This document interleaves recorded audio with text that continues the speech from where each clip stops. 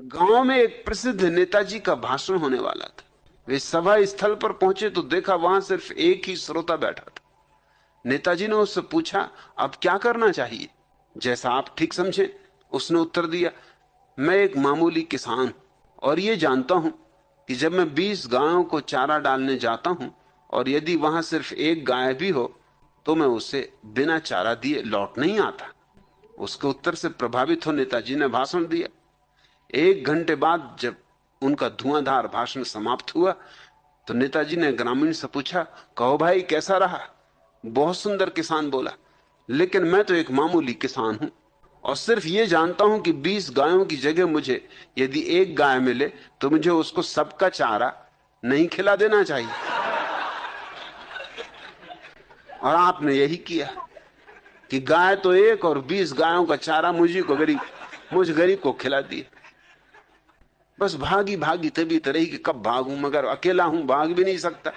अब आपकी आंखें भी मुझी पे गड़ी हुई। कई बहाने खोजे मगर कोई बहाना हाथ ना आए।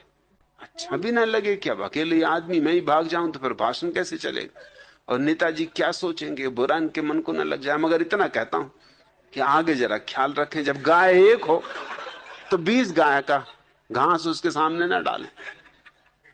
एक साधारण किसान में भी ज्यादा बुद्धि होती तुम्हारे नेताओं से, फिर चाहे वे नेता धार्मिक हों और चाहे राजनीतिक, कुछ भेद नहीं है उनमें।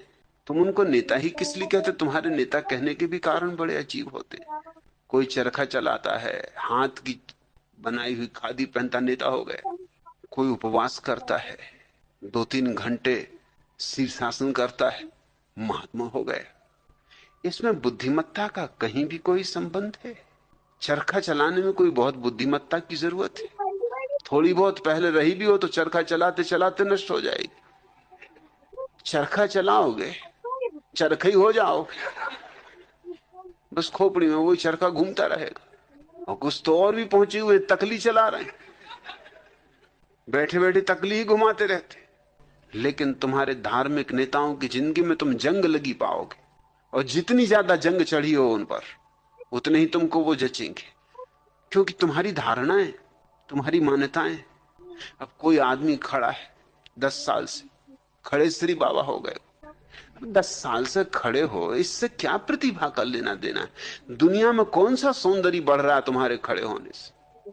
कौन सी संपदा बढ़ रही, कौन सा सुख बढ़ रहा है, कौन सी शांति बढ़ रही? मगर भक्तगणों की भीड़ लगी हुई, भजन कीर्तन चल रहा है, क्योंकि खड़े श्री बाबा 10 साल से खड़े, 10 साल से नहीं 10,000 साल से खड़े हों। इनके खड़े होने से क्या होता है? ये खड़े खड़े ठूंठ हो गए हों तो भी क्या होता है? या कोई मौन हो गया,